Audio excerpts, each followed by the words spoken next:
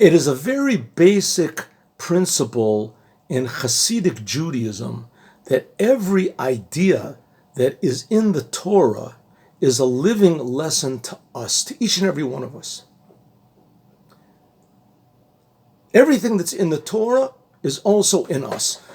So there must be a tremendous lesson to be learned from the fact that we learn in this week's Torah portion, Parshat Re'eh, that there are kosher animals and not kosher animals. And one of the signs of the kosher animal is that it chews its cud and has split hooves.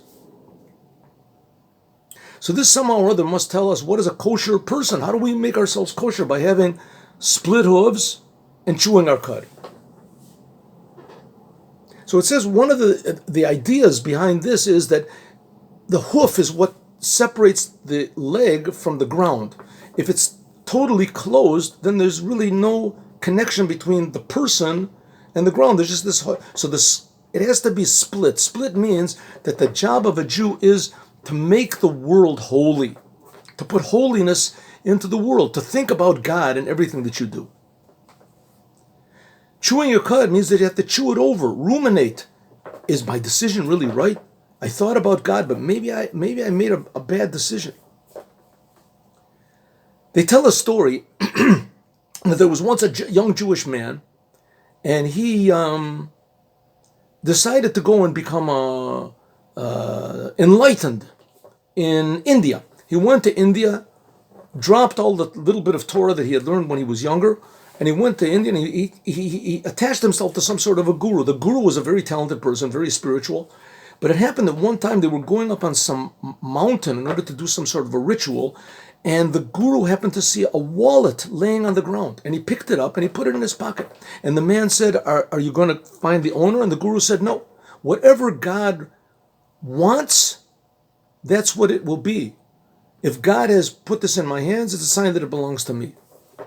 The young man suddenly remembered, in the Torah it doesn't say that. In the Torah it says you have to return lost objects. He told the guru, my friend, you are an egotist. You're just thinking about yourself. You're not thinking about God. I'm leaving. And he left. In other words, the guru got it right on one hand. He was thinking about God, what God wanted, but he didn't think it over. And so as a result, he just became a big egotist. That's a lesson in life. We have to, on one hand, know what the Torah says, be attached to the creator of the universe, and be aware that there is a creator of the universe, but also we have to not trust ourselves 100%. We have to think things over. And there's also another principle in kosher animals. You can't eat a kosher animal. You can't declare that this animal is kosher unless you have what's called a masorah. It has to be that you ask an older rabbi, and that'll tell you that in the previous generations they ate it. For instance, giraffes. As far as I know, a giraffe is kosher. It has all the kosher signs, but it's not eaten because the previous generations didn't eat it. So the same thing with us also. You have to ask an older rabbi. I once heard a story that there was a young fellow that he wanted to come closer to Judaism. He didn't really know anything about Judaism, and he became close to this Reform rabbi. And one day he asked the Reform rabbi, tell me, is it permissible to smoke a cigarette on Shabbat?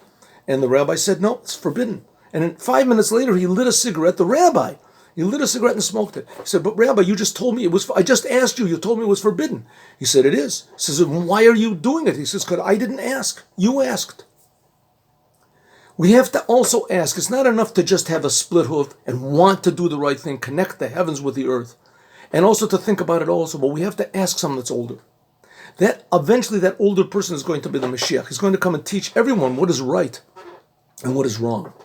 He'll teach us how to think things over, how to connect to the Torah, and how to connect the world to the creator of the world.